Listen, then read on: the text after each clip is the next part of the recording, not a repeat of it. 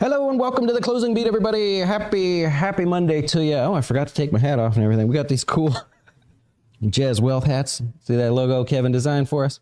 Hey, hope you had a great weekend out there. Memorial Day's coming up, right? It's not this weekend. No, next week. Memorial Day's next week. Never mind. So that's coming up there. I believe Monday, not this next Monday, but the Monday after the markets will be closed. We are financial advisors here at Jazz Wealth, one of the only advisors, I believe, that can talk about the stock market with you guys. We're going to have to ad-lib a little bit here today because platforms are down and things are changing and all that stuff, and I couldn't get in today to the little platform that we normally use. Anyways, if you want to go into our platform, Jazz Wealth, and if you're one of our clients, our Wine and Wealth, the week before, we did our May financial focus points, and then we talked about sell in May and go away, one of my favorite things to talk about there. And then Eric this last week did a review of the portal, how to use it, all that good stuff there. This week, nobody really cares about anything other than the inflation numbers. Did you see it? This week, actually, so sorry, it's going to look like this. Not much happening today. See off to the right there? Oh, what do we want to do? Are you going to try to guess the inflation number? You know what I mean? So everybody's kind of sitting there going, we'll just wait and see what happens. Now, in the notes from Jazz email, I'll share the slide with you here, but we talked about how inflation probably won't be going down on Wednesday. That's when we get the number there. The expectations are for a 0.3% month-over-month growth in inflation, which we can plot it out. You can actually plot the whole thing out and find out it's not going to help the number. So if we go over here, here's what we've got. This is the headline inflation number. All right, the year-over-year number that you see on TV. And then here's all the different scenarios. So what would the headline number be if something happened? So for example, the red line, I want to use this one right here, the purple line. So if inflation month over month is 0, meaning there was no inflation between this last month and the month before, then that will allow us to see a lower headline number, just barely. If inflation is 0.1% month over month, then yeah, we can tick lower. Anything other than that, we get next to no change or an increase in the headline number. So what did we just talk about? Everybody's expecting 0.3%. The best, or the actual average is 0.27%, right? So they round up and say 0.3. Well, let's just go look and see. So if we run this headline number and actually do it the way they calculate it, 0.3% month over month increase, that'd be the green line. We're going to have like the most minuscule little uptick in inflation. So much so that they'd probably say that it was flat. So what does that mean? We're all waiting for that because that could totally dash the whole hopes of any type of Fed rate cut this year. Remember, we went from having, believing that there would be 7 rate cuts at the beginning of the year to now just about 1.5, really, not quite 1.5. So if inflation ticks higher, if we have month-over-month inflation growth of 0.4, 0.5, whatever, I don't know that that's going to happen, but if that were to happen, we now have less than 1 potential rate cut. That's what's already kind of being priced in there. So that's why everybody's focused on that, because this one's really kind of important to determine how the rest of the year goes. And I'll add one more thing to it. The Fed does not normally adjust rates in that election period there. So that last rate announcement, the second to last rate announcement and the last one, when it's an election year, no change, right? Nobody wants to lose their job to whoever the president is. They don't want to make this guy look bad, right? You kind of get it, right? You don't want to lose your job to the new guy coming in. He's like, I hate that you did that. And then he cuts you out. So we don't normally see a change there. Really, really cool. All right, before we move on, let's do the Guess the Dow winners. What do we got there? Who won?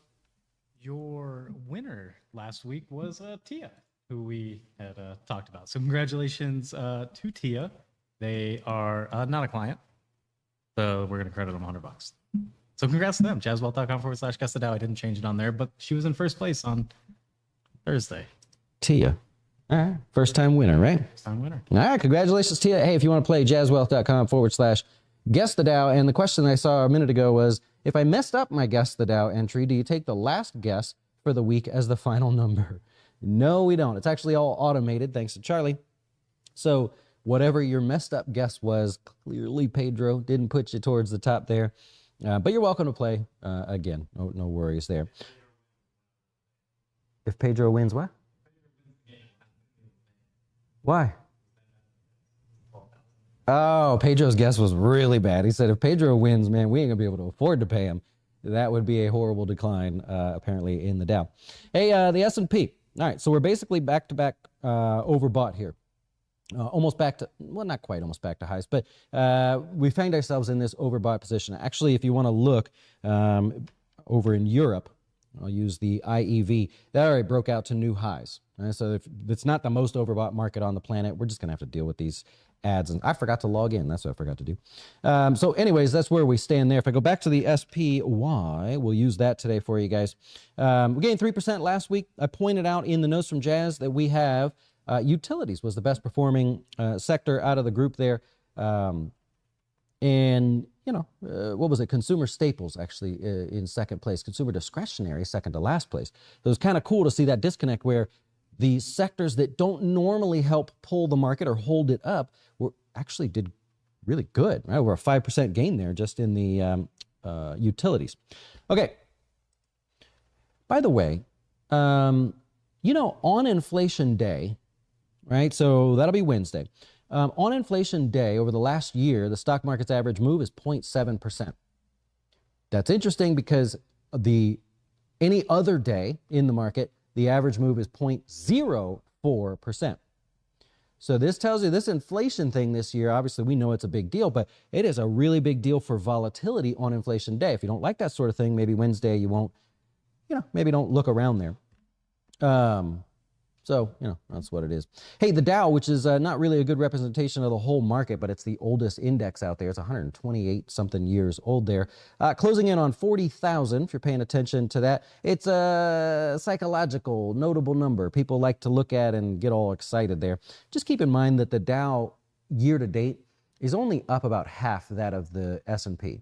So we use it kind of as the oldest benchmark. We give it that credit because of that, but it's not really a good benchmark for the overall market. I do want to point out, it's kind of a stock individual day, so we'll do stocks in the news here, but over in China, every day I look through our holdings in our portfolios there and notice, hey, wow, all the Chinese names are towards the top there. Strong overnight. Most of our best performing holdings today were Chinese related, thinking like Alibaba and JD.com, which I believe has earnings coming up. So heads up on that one. Yeah, they do have earnings coming up. But anything Chinese related did well there. All right, let's take a little step back here and have a lesson, huh? I like to look at all kinds of areas of the market, try to think ahead. Like I'm a big offensive guy. I want to know what's going on. I feel like you play defense by getting ahead of everything, right?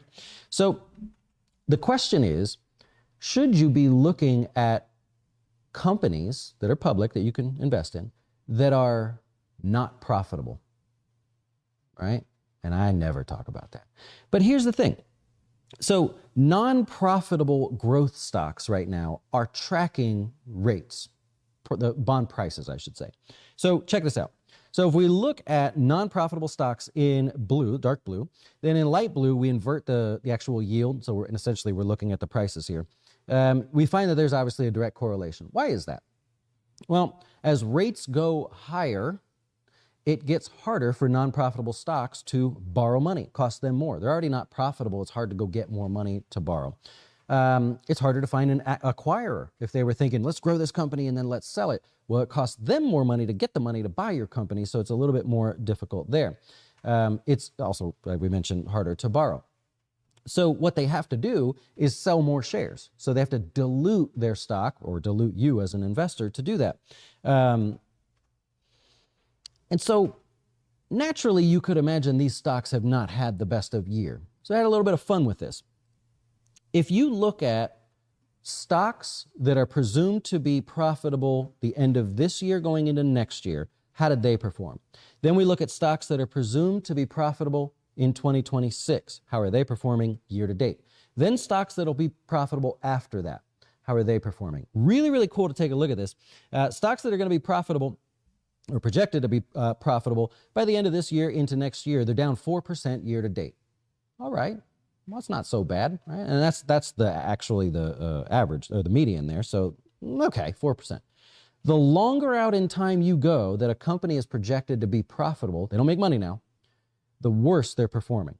So my question was, what about these guys?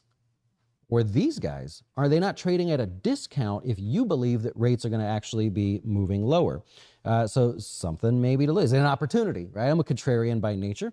So the next thing we do is say, well, where are those stocks, right? You can imagine most of them are like Russell 2000 stocks, okay?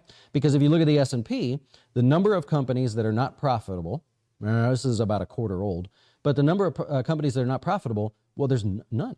Right? You can't not be profitable and be in the S&P for any length of time. They have rules, right? So this is the share of companies inside the Russell 2000 that are not currently profitable, growth companies, 31% of them. So it tells you you're going to be looking at small caps there. Well, I just thought that was kind of cool. It's a discounted area that if rates do come down or even level off, could they not make their way towards profitability? It gives you a small list of stocks to look at. DraftKings, which I think is still down this year. DoorDash, which may be up for the year. Fastly, Hims, kind of a fascinating company actually. Just to name a few companies that, all right, I think Hims is actually positive year to date too, but not profitable, projected to be profitable. And if it were only for maybe some lower rates, could possibly get there. Is that an idea? I'm not telling you or I'm not suggesting anything. I just thought, well, it's a different way to look at it, right? Get your brain thinking a little bit differently there. There's a whole list of them. Actually, obviously, there's a lot of them, right? So it's what it is. All right, let's do some stocks in the news. Let's go over here. You guys with this, you know what I mean? What are you doing? You guys with your GameStop there. All right, so GameStop up, what, 70% today? They don't make any money. I'm sorry, they make like $6 million a year. That's it, right? So it's like less than like a 0.25% profit margin, less than like 0.13% profit margin. Anyways, everybody's excited about it here today because a guy literally posts, a particular guy, posts on X a picture of someone leaning forward in a chair. That's it. You know, you see the headlines are like, oh, what's he, Scared Kitty? What was he called? Roaring Kitty. Sorry, I couldn't think of it. You know, one guy posts this thing. So the articles are like, oh, Roaring Kitty's back. No, he posted on X just that one little picture, and everybody went to go buy GameStop. I might mention AMC as well, right? There you go. Well, just you 70% in AMC as well. What are you doing? Careful, careful, careful, careful. This just it's annoying. All right, so let's take a look. Intel. Oh, boy. Intel's looking to build a new plant in Ireland. I think it's like $11 billion. Apollo, which is a public company, they're going to be giving them the money there. So that was in the news today. Obviously helpful for them to play catch up. They're a little bit behind the game. Apple almost hit some recent high. I believe briefly it did hit some recent highs. I can't quite tell with what I've got there. Possibly going to be adding ChatGPT to the iPhone, which I'm not entirely sure why that's a big deal. Because you can already do it. Palo Alto Networks. This gets the Barron's Award this weekend. They were bullish on them for the long term. I forget what I was going to say about that. There was a couple names actually. Shake Shack was in there as well. So if you like reading those more detailed kind of overviews of companies and why they're excited about it, there you go. You got something to look at.